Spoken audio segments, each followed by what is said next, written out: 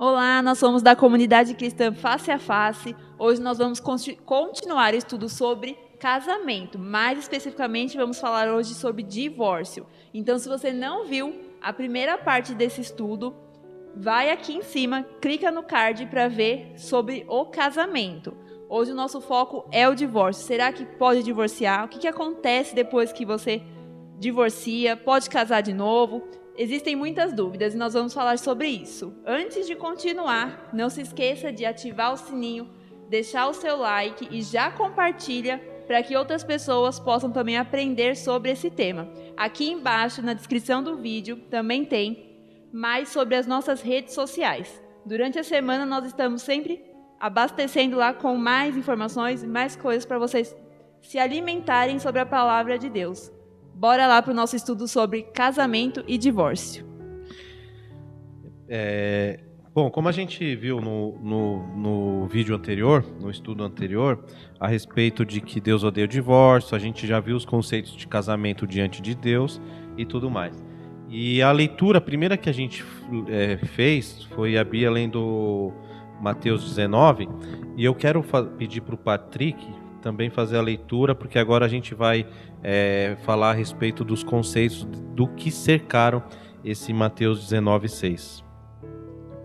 Mateus 19:6. De modo que já não são mais dois, porém uma só carne. Portanto, o que Deus ajuntou, o homem não separa. Eu quero pedir aqui para G fazer a leitura, porque eu vou mudar agora. A gente viu Mateus 19, mas agora eu quero destrinchar mais a respeito de Marcos. Marcos, capítulo 10, do 1 ao 5. Levantando-se Jesus, foi dali para o território da Judéia, além do Jordão, e outra vez as multidões se reuniram junto a ele, e de novo ele as ensinava segundo o seu costume. E aproximando-se alguns fariseus, o experimentaram, perguntando-lhe: é lícito ao marido repudiar a sua mulher? E ele lhes respondeu: que vos ordenou Moisés? Tornando eles, Moisés permitiu lavrar a carta de divórcio e repudiar. Versículo 5. Mas Jesus lhes disse: por causa da dureza do vosso coração, ele vos deixou escrito este mandamento. Então eu quero fazer a respeito aqui, falar a respeito disso que Jesus está dizendo por Marcos, pelo Evangelho de Marcos. Qual que é a cena? Qual que é o cenário? Jesus ele vai para um lugar, e aí chegam até Jesus os fariseus. Quem eram os fariseus? Eles eram os doutores da lei.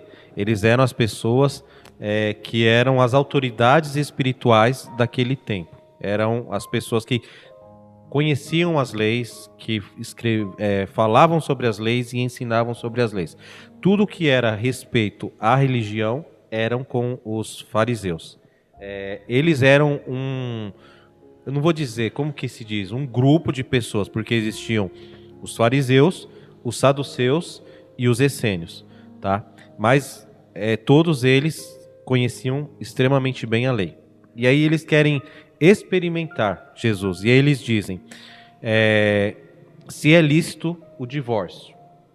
E aí Jesus diz para eles: o que Moisés, porque eles estão na lei, embora esteja em Marcos, eles continuam no tempo da lei. O que Moisés lhes ordenou? E aí os fariseus respondem: ele nos permitiu repudiar ou dar a carta de divórcio. É a mesma questão. Então, Jesus ele remete para a lei mosaica, tá? Então, esse é o cenário. Aí, continua lendo aí, G, do 6 até o... Versículo 12. Isso. Porém, desde o princípio da criação, Deus os fez, homem e mulher. Por isso, deixará o homem a seu pai e a sua mãe, e unir-se-á à sua esposa. E com a sua mulher serão os dois uma só carne, de modo que já não são os dois, mas uma só carne. Versículo 9. Portanto, o que Deus ajuntou, não separe o homem. Em casa voltaram os discípulos e interrogá-los sobre o assunto. Até o 12, né? E ele lhes disse: quem repudiar a sua mulher e casar com a outra, comete adultério contra aquela. E se ela repudiar o seu marido e casar com outro, comete adultério. Ou seja, aqui o que Jesus ele deixa bem claro é exatamente que Moisés ele deixou a carta de divórcio por causa da dureza do coração. Mas o que Jesus está dizendo é que desde o princípio não era assim. Então é aquilo que a gente leu lá em Gênesis, acho que foi o Patrick que leu. Perdão. Deus odeia o divórcio. Eu vou pedir para a Bia fazer a leitura aqui, como já de Gênesis, capítulo 2, do 21 ao 24. Gênesis 2, 21. Então o Senhor Deus fez cair pesado sono sobre o homem, e este adormeceu. Tomou uma das suas costelas e fechou o lugar com carne. E a costela que o Senhor Deus tomara ao homem, transformou-a numa mulher, e lhe a trouxe. E disse o homem: Está afinal, é o osso dos meus ossos? A carne da minha carne? Chamar-se-á varoa, porquanto do varão foi tomada. Por isso deixa o homem pai e mãe e se une à sua mulher, tornando-se os dois uma só carne. Então, o que a gente já viu no primeiro vídeo, e isso é a base de tudo, Deus ele odeia o divórcio. Mas o que Jesus ele falou lá? Por que Moisés permitiu? Por causa da dureza do vosso coração. Vou pedir aqui para o Patrick ler Mateus 24, 38 ao 44. Mateus 24, 38. Porquanto, assim como nos dias anteriores ao dilúvio, comiam e bebiam, casavam e davam-se em casamento, até o dia em que Noé entrou na arca. E não o perceberam, senão quando veio o dilúvio, e os levou a todos. Assim será também a vinda do Filho do Homem. Então 2 estarão no campo, um será tomado e deixado o outro. 2 estarão trabalhando no moinho, uma será tomada e deixará a outra. Portanto, vigiai, porque não sabeis em que dia vem o vosso Senhor. Mas considerai isto: se o pai de família soubesse a que hora viria o ladrão, vigiaria e não deixaria que fosse arrombada a sua casa. Eu vou pedir para a Bia ler Judas 7, né? Porque não tem capítulo. Como Sodoma e Gomorra e as cidades circunvizinhas que, havendo-se entregado à prostituição, como aqueles, seguindo após outra carne, são postas para exemplo do fogo eterno, sofrendo punição. Então aqui, o que eu fiz? Um parâmetro sobre o que acontecia no mundo. Patrick leu. E isso são palavras de Jesus. Que na época de Noé, o povo casava-se e dava-se em casamento. Ou seja, não tinha o critério, que é mais ou menos o que a gente vive hoje, né? Ou não respeitavam o critério. Tinha o critério, mas não se respeitava o critério. E a Bia também leu ali em Judas a respeito da mesma situação humana, tá?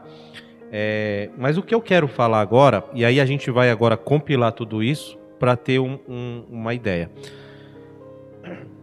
Jesus, quando foi questionado pelos fariseus, ele diz o quê? O que Moisés falou? E aí ele vai dizer, Moisés, ele deixou da carta de divórcio. Lei mosaica, lembrando que o povo obedecia a isso. Eu quero que a gente leia para entender o que é o divórcio. Deuteronômio, capítulo 24, do 1 ao 4. Lê pra gente, Gê, por favor.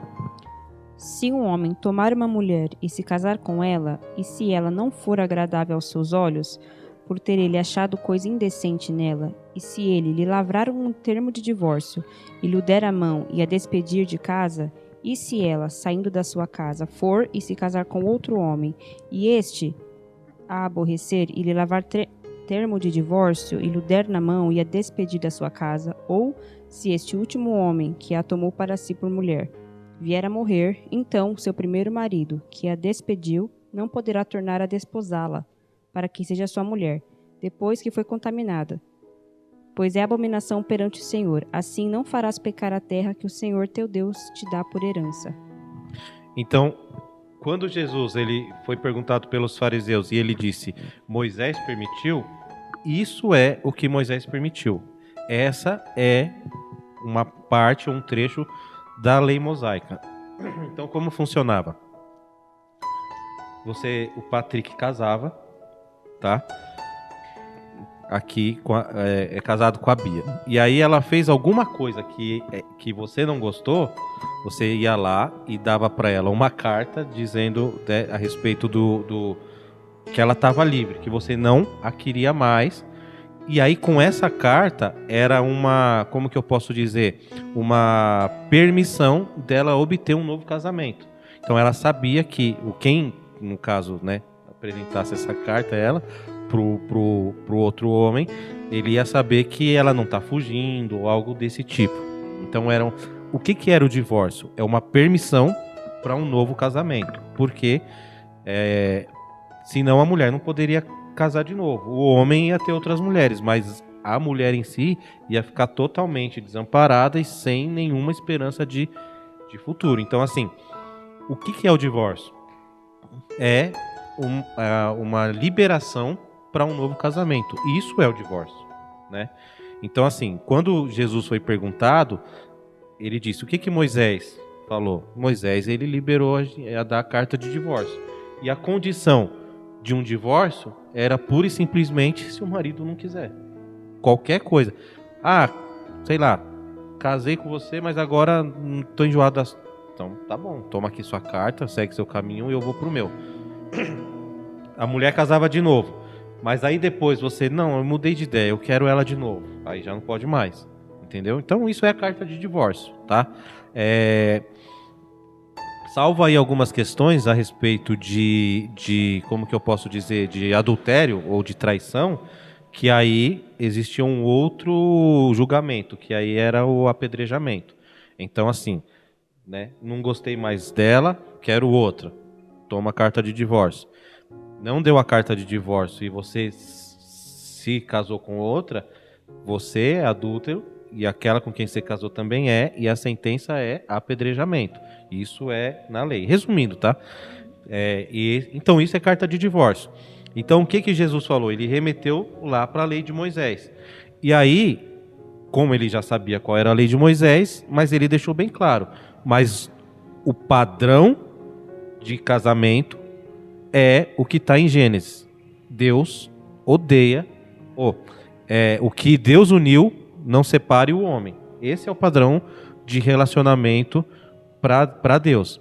Então, foi isso que Jesus falou, desde o princípio. E qual era o princípio? Gênesis 2, que diz que o que Deus uniu não separe o homem. Então, assim, a carta de divórcio foi algo mais ou menos que foi colocado na lei, mas que, assim, no decorrer do tempo, eu em particular, já acho totalmente banal.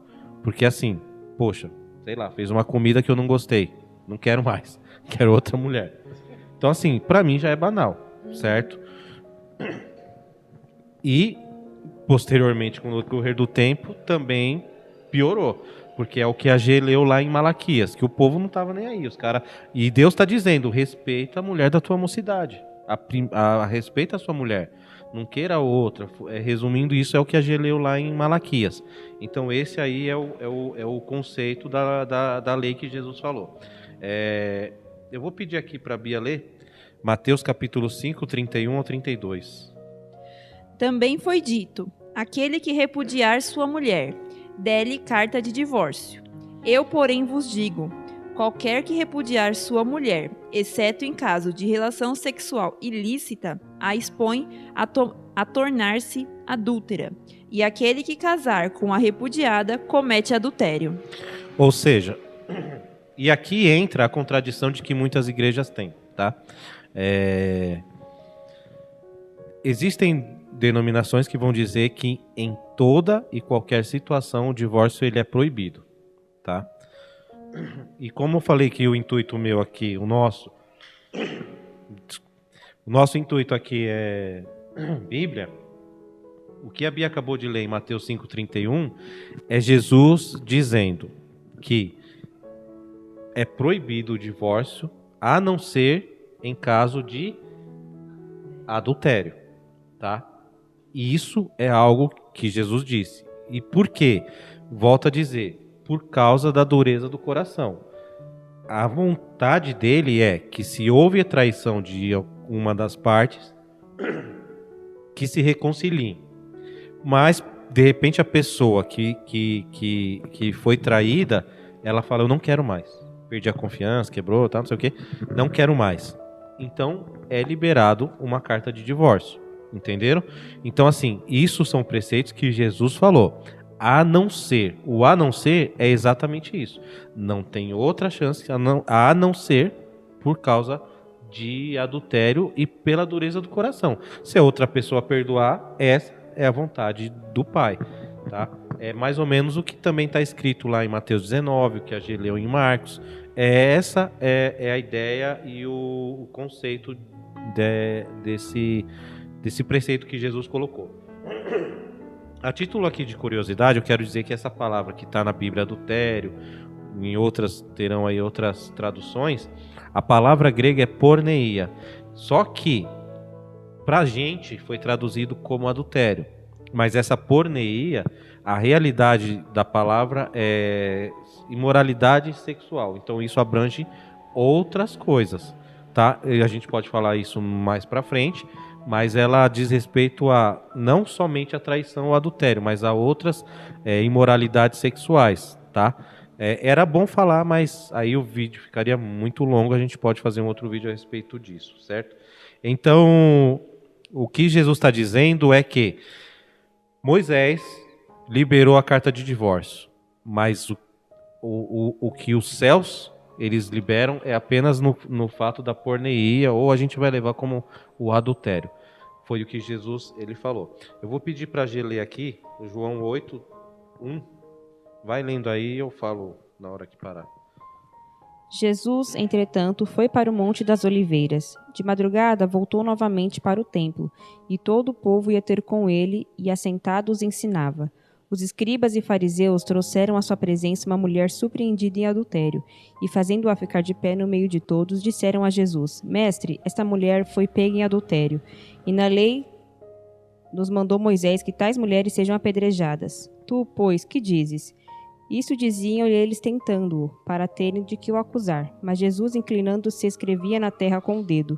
Como insistissem na pergunta, Jesus se levantou e lhes disse: Aquele que dentre vós estiver sem pecado, seja o primeiro a lhe atirar a pedra. E tornando a inclinar-se, continuou a escrever no chão. Mas, ouvindo eles essa resposta, e acusados pela sua própria consciência, foram se retirando um por um, a começar pelos mais velhos até aos últimos, ficando só Jesus e a mulher no meio onde estava. Erguendo-se Jesus e não vendo a ninguém mais além da mulher, perguntou-lhe: Mulher, onde estão aqueles teus acusadores? Ninguém te condenou? Respondeu ela: Ninguém, Senhor. Então lhe disse Jesus: Nem eu tampouco te condeno. Vai e não peques mais. Então aqui o que a gente acabou de ler em João é a história da mulher adúltera. Então o que eles fizeram? Novamente, para testar Jesus, pegaram uma mulher pega em adultério, e aí trouxeram ela até Jesus e disse: a lei manda apedrejar. E o que o Senhor nos diz? E aí ele dá aquela resposta, né? Quem não tem pecado, atire a primeira pedra. Mas o que é interessante entender aqui é que a lei, ela continuava ali funcionando. Então, quem fosse pego em adultério era apedrejado, e essa era a sentença. Então, e agora aqui eu vou querer levar para um lado mais espiritual, eu vejo como tanto de Moisés quanto que Jesus falou a respeito do divórcio, pura e simplesmente mais uma faceta da graça de Deus.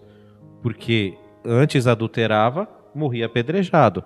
Agora, a pessoa traída, ela tem ali o direito a uma carta de divórcio e não mais a morte.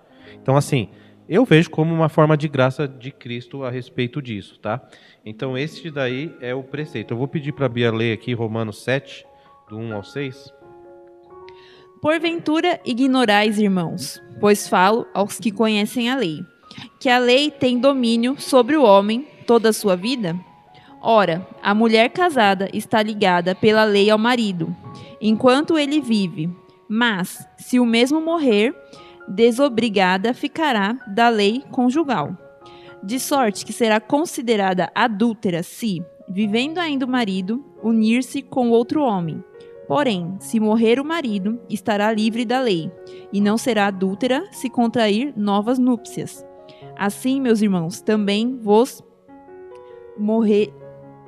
morrestes relativamente à lei, por meio do corpo de Cristo, para pertenceres a outro, a saber, aquele que ressuscitou dentre os mortos, a fim de que frutifiquemos para Deus. Porque, quando vivíamos segundo a carne, as paixões pecaminosas postas em realce pela lei operavam em nossos membros, a fim de frutificarem para a morte. Agora, porém, libertados da lei, estamos mortos para aquilo a que estávamos sujeitos, de modo que servimos em novidade de espírito e não na caducidade da lei. Então, olha que interessante. Quem não aprova a questão do divórcio, e aí assim, quando a gente lê tudo isso, a gente vai entender que talvez estão falando da mesma coisa, mas não estão. Quem não aceita o divórcio, ele vai usar exatamente isso que a Bia acabou de ler aqui em Romanos 7. E o que isso está dizendo? Lembra que eu falei do contexto imediato? Então a gente precisa o quê? Ler o que está escrito. Não só o versículo ou o trecho que a gente quer, mas antes e depois, para entender o que aquilo está querendo dizer. E Paulo ele está usando a questão do casamento como uma forma para a gente entender o que é a nossa vida espiritual. Porque ele fala, enquanto a mulher viver, o homem viver, a mulher está ligada pela lei ao seu marido, certo? Mas morrendo o marido, essa mulher ela está livre da lei. E aí ele continua, e aí por isso que eu coloquei até o versículo 11, até o 6, né? No caso, para a gente entender porque isso fecha o versículo. Ele está dizendo pura e simplesmente algo espiritual, que é o quê?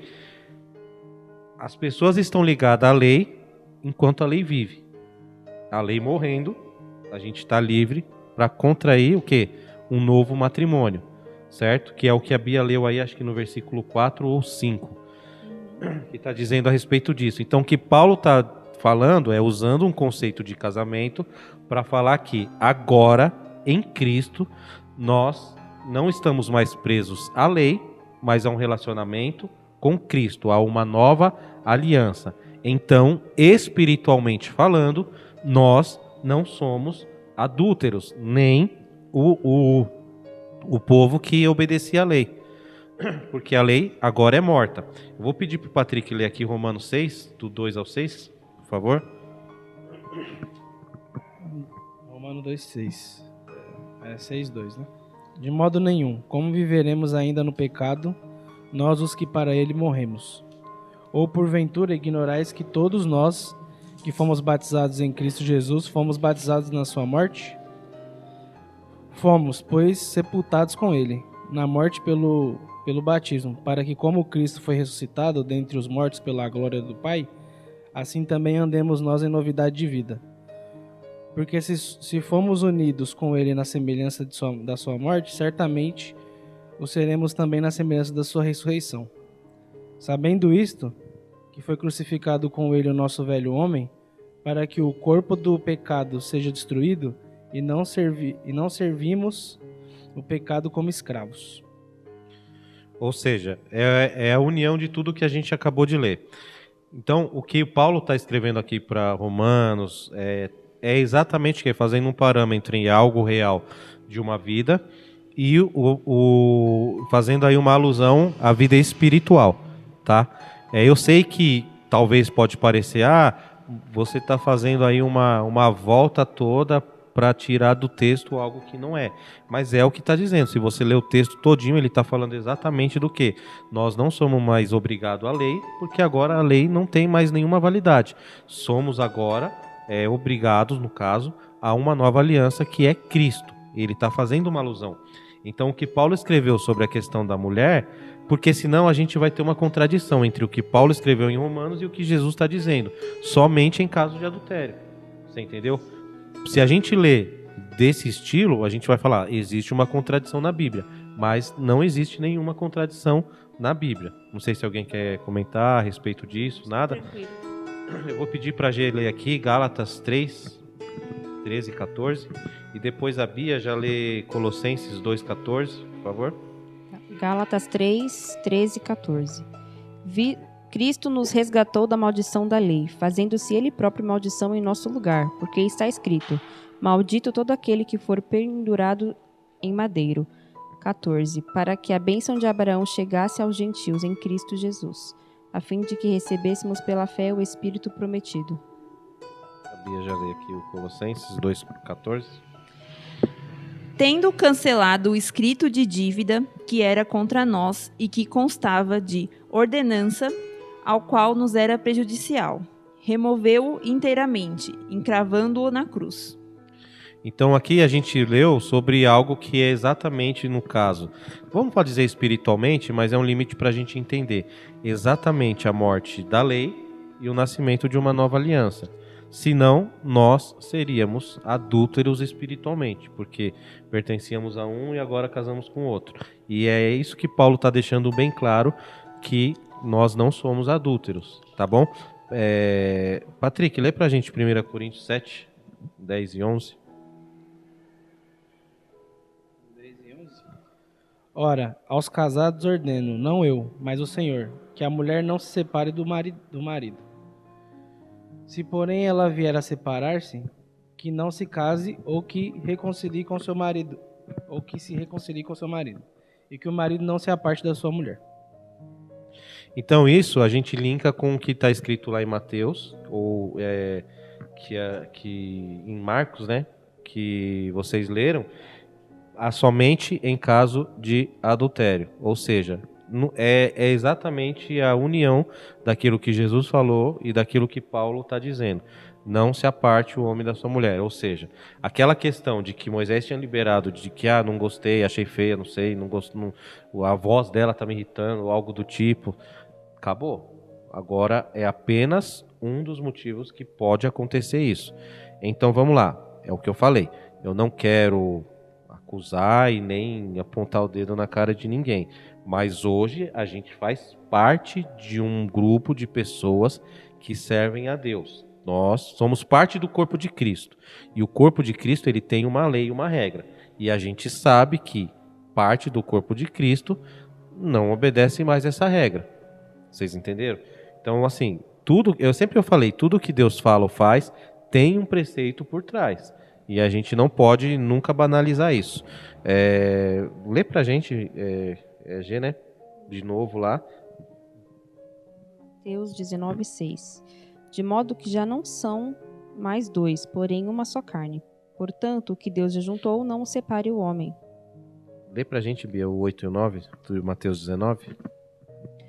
Respondeu-lhe Jesus: por causa da dureza do vosso coração é que Moisés vos permitiu repudiar vossas mulheres. Entretanto, não foi assim desde o princípio.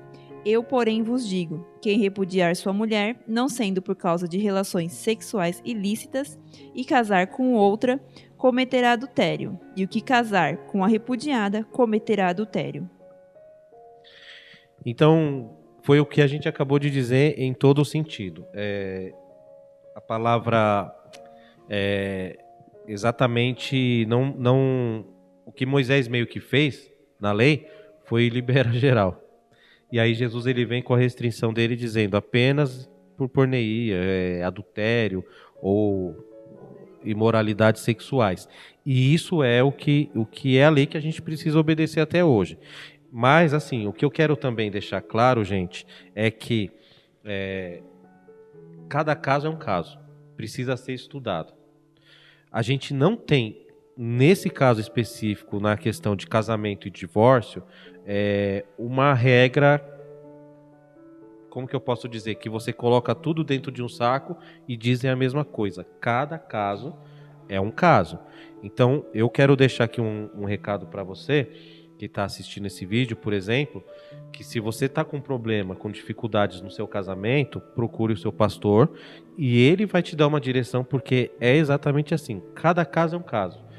O Patrick e a Bia são casados e vocês têm a forma de vocês de lidar com toda e qualquer situação.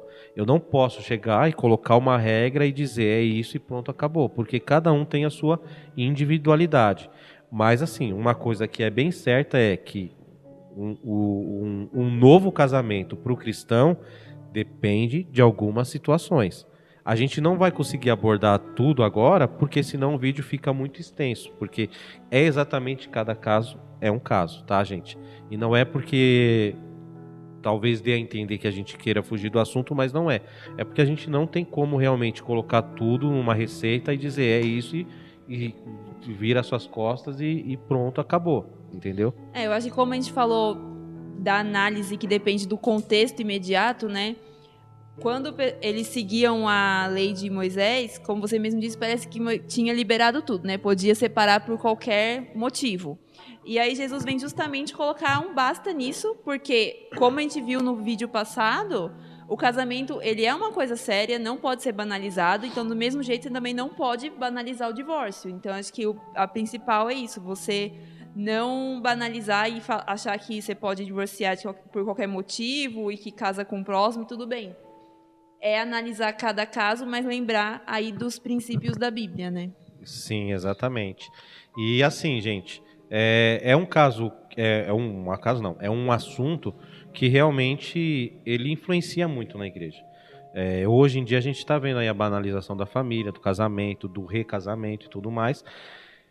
E é algo que é uma das forças da igreja cristã, é o casamento, é uma aliança, você entendeu? E assim, a gente não pode de maneira nenhuma deixar isso banal. Não pode de nenhuma maneira deixar isso cair aí na questão de não tem problema ou não tem importância. É algo que foi instituído por Deus e ele tem os preceitos dele e a gente como corpo de Cristo precisa obedecer isso daí.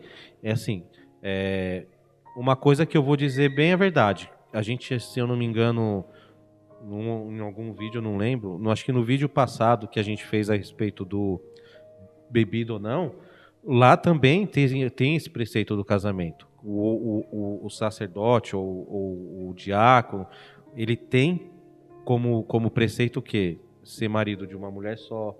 Então, assim, ele precisa ter a sua casa ali em obediência. Então, assim, existe um preceito e isso é colocado como preceito de alguém que serve a igreja de Cristo, tá? Então, assim, talvez ficou algumas dúvidas para você, porque eu falei que é um assunto bem extenso e a gente precisa de mais tempo. Então, você que está assistindo, se tiver alguma dúvida, coloca aí no comentário e aí no decorrer do tempo a gente vai respondendo aí os questionamentos, certo?